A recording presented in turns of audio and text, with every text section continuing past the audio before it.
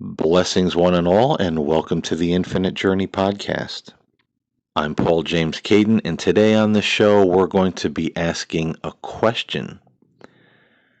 And that question is, why do so many of us look to our political leaders and elected officials to start the healing process in our lives and in our nation?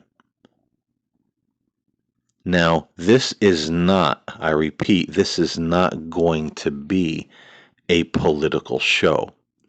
So stick with me during this conversation because I think there's something here that a lot of us are missing. And I want to examine that question we just asked from the inside out and the outside in. And I think this is really going to give us all some food for thought to pause and say, hey, wait a minute. Maybe we are approaching this all wrong. And, I was inspired to do this show because I was looking over social media. And over the last, probably a week or more, you see a lot of posts with an upcoming election here in the United States. And, this isn't just about America. You could be listening from another country. I know some folks do. And apply it to your own lives, your own country, your own way of looking at things, looking at reality. But on social media, I see a lot of people saying, in order to start the healing process, we need to elect this official or re-elect this particular person. Or people saying, oh, only so many more days left until the election, we'll have real leadership and we can, someone who will start the healing process in America. Now, for me, like I said, this is not a political show. This has nothing to do with politics. It doesn't matter to me which side of the political coin you are on. I respect your opinion, flat out. I would never look down upon someone for having a certain political view or supporting a certain political party. That's up to each individual to decide for themselves. But the interesting thing is, to me, is that people on both sides of the line here in America, Republican and Democrat, are both saying the same thing. They're both saying that we need to start the healing process in this country and that we need to vote for this person or that person in order to make that happen or in order to get that healing process started. So my question is this. If so many of us know that we're in need of healing in our societies, in our cities, in our states, in our country, in the world, in our personal lives, why are we looking to one man or one woman or one group of people in a certain administration to make that happen? Why are we not taking the initiative as individuals to start making that happen right now? It doesn't matter who is in the White House. It doesn't matter who is in charge in any country in the world. We are still human beings. We are still individuals. And we can still make that free will choice just to start being better toward one another. Treating one another fairly and with compassion. Start doing the right thing. I think this whole idea has gotten us kind of politically hypnotized that some people feel that we can't do certain things or that we can't move ahead with certain things in our lives or in our country unless there's a certain person in the White House or at the helm. And I think that's a mistake. Because, ladies and gentlemen, again, it doesn't matter who's in the White House, a Democrat or a Republican here in America, they are the president of everyone, the president of the people. And they are not our leaders. They're not a king. They're not some, potentate, that's over everyone. They are elected officials. They are the servants of the people. But see, so many of these politicians are driven by money or their own agendas or, kind of filtering money into their own pockets or the pockets of their friends who help them get elected. And that's why we need to we, the people, no matter what country we are in, we need to take that process of healing into our own hands. See, we need to heal from the inside out. And when we do that, then we could all turn collectively to the people who have been elected, the servants of the people, and with one voice say, hey, you know what? We demand better of you. You're not in there to serve yourself. You're in there to serve the people. And all of us have different ideas, different thoughts of what makes a country a great country, what makes society more fair, more great, more prosperous. And we all need to compromise, and we need to make our leaders compromise. Here in America, the Republican president just can't be the president of the people who are registered as Republicans. The Democratic president just cannot be the president of those who are Democrats in America. It has to be everybody. And see, if we buy in to that mindset, my president, their president, my group, their group, and we can't start the healing process or making things better unless our man or our person is in charge. See, we've already trapped ourselves. They're not our leaders, they're not our idols, they're not our saviors. They're to be the servants of the people. We need to take the initiative to start that healing process. I think it really is time that we start looking inward, looking at ourselves, living by the golden rule that I mentioned many times on this show, doing unto others as we would have them do unto us. Love our brothers and sisters as we love ourselves. We have to start directing our focus toward those higher ideals.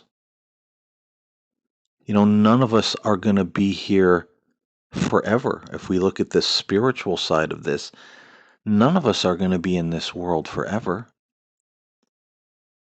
What legacy are we leaving behind for our children, for our families, for our country?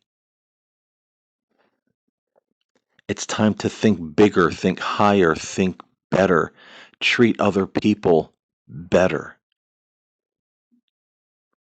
Stop looking to just one person or one group of people to wave the magic wand and make everything okay.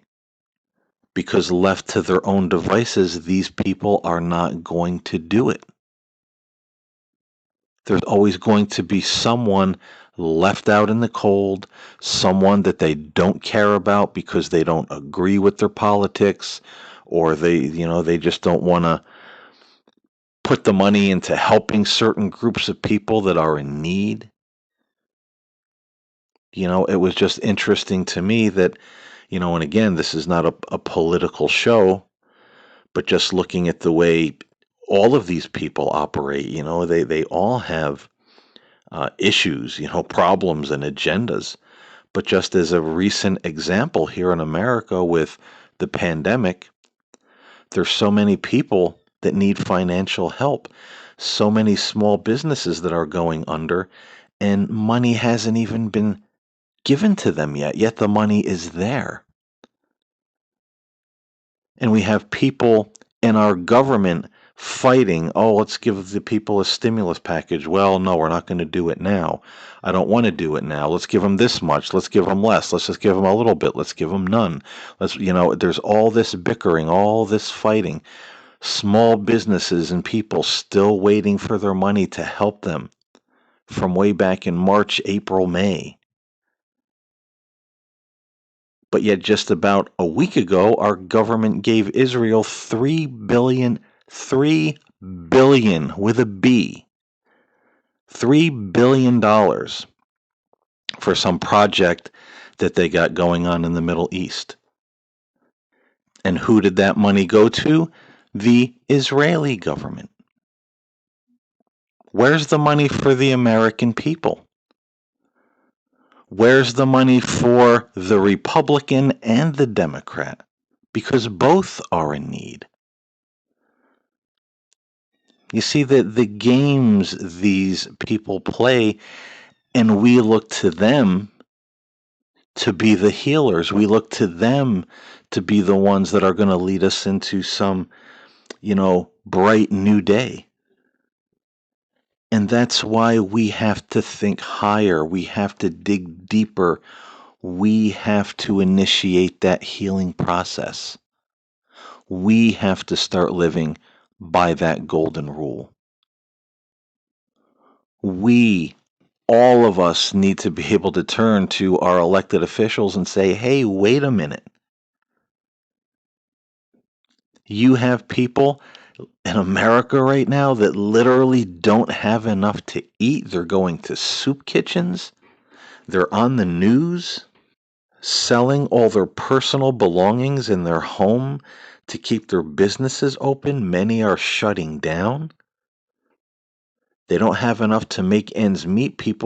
So many people afraid because they don't have enough to pay the rent or the mortgage, and they're going to be evicted in a month or two out on the street. And in the midst of all that, you're giving, I'm sure, tax dollars of the American people that go to the federal government is part of that $3 billion you're giving to another government for a project that they want to do in the Middle East. Does this sound like individuals who are going to take us into the healing process? They're just not. And the more we are divided and attacking one another like a pack of rabid wolves, the more they're going to feed on that and take advantage of that. That's what politicians and governments do all over the world. When the people are turning on one another, they make all their backroom deals that slip right by us and keep everyone barking and attacking one another for a mere $1,200 that they haven't even received yet, or money that's supposed to help them with their small businesses hasn't even arrived yet. The government's just sitting on it. We can't look to these kind of people to be the healers of our country. Look at the money that was supposed to go to the small businesses and how these people give the money away to their pet projects or people they think deserve it. Small businesses in America have not received any relief from the government as of yet, but they made sure that literally, I think it was, I don't know how many, I think it might have been around 6 billion, if I'm not mistaken. It was a lot of money that were sent to mega churches for relief during these hard times because, the billionaire, millionaire pastors couldn't hold, their Sunday services and rake in all the cash. I mean, I'm not making this stuff up. This is really happening. This has really happened.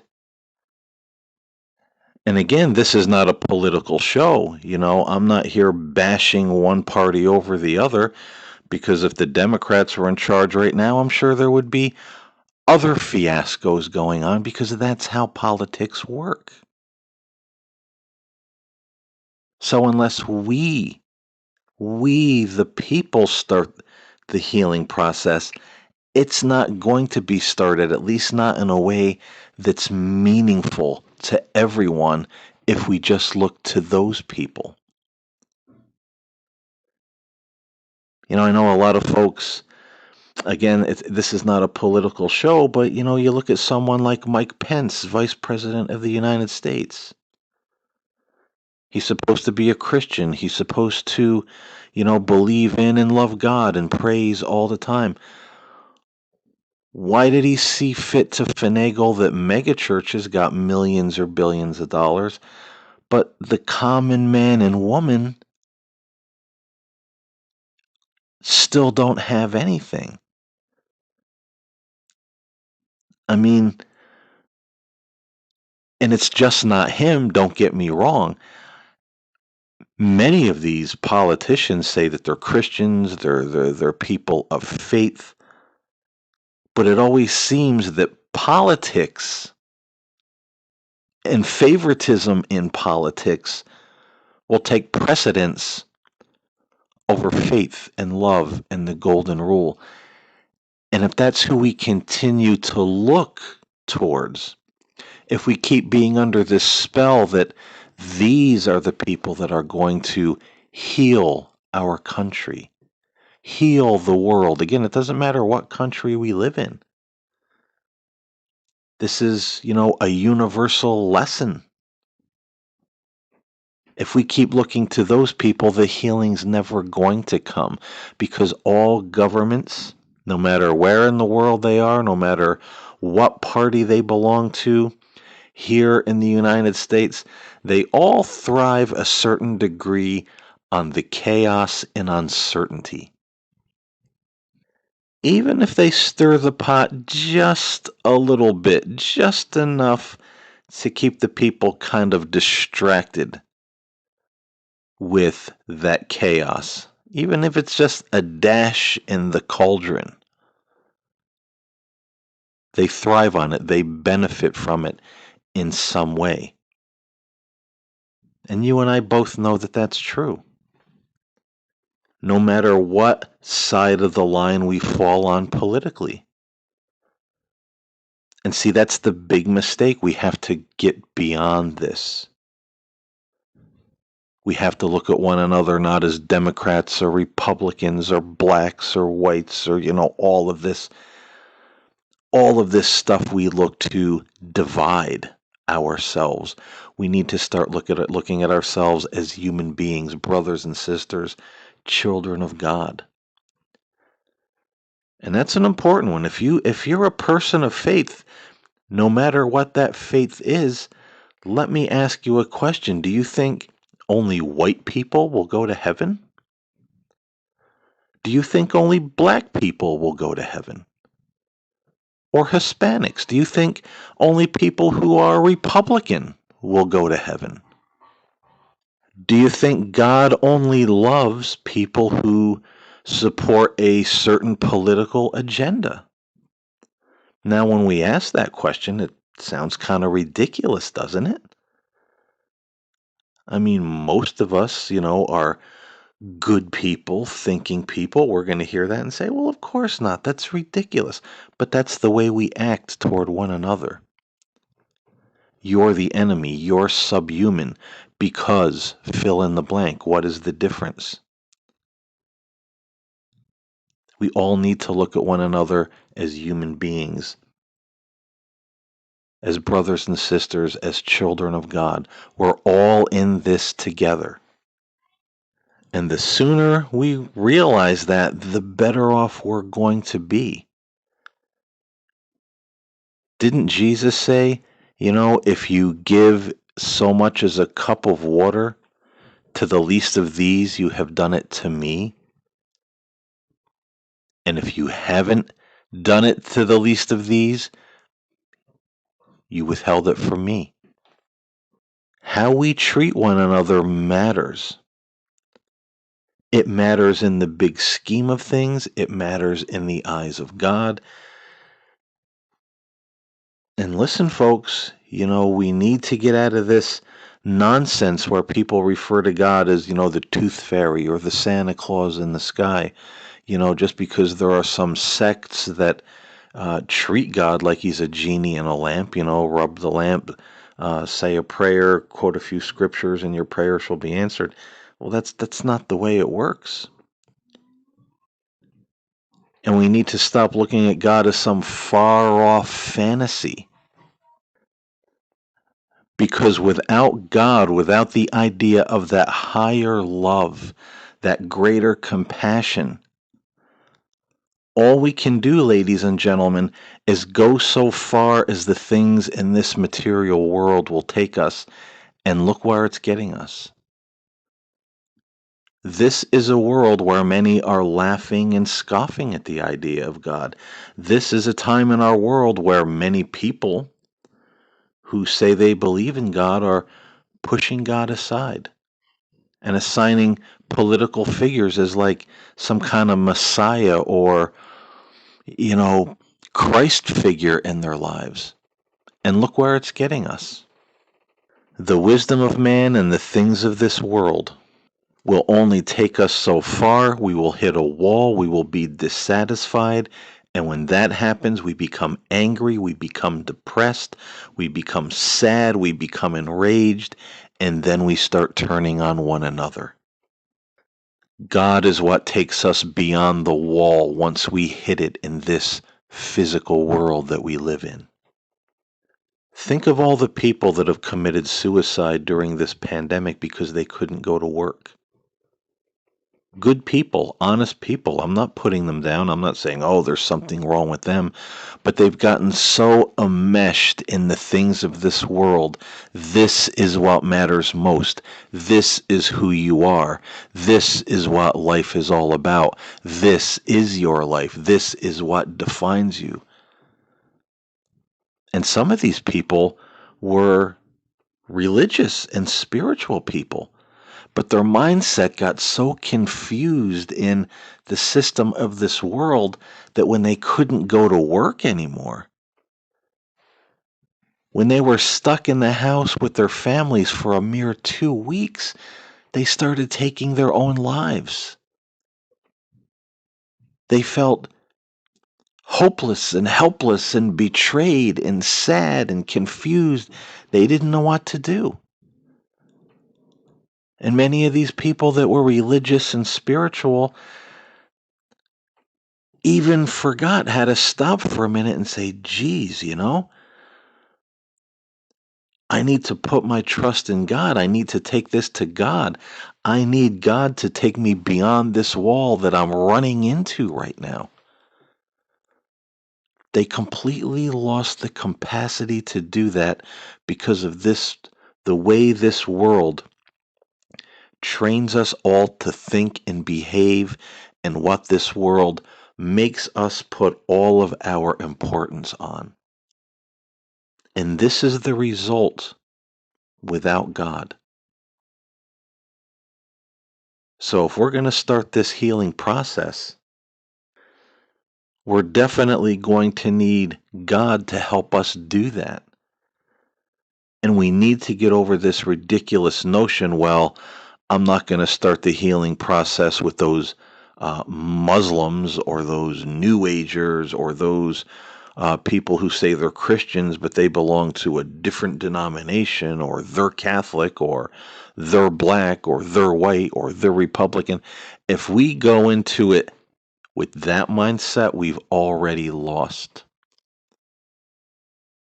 And we've become perpetual pawns in the political game that's currently being played, and there will be no solution. There will be no answer.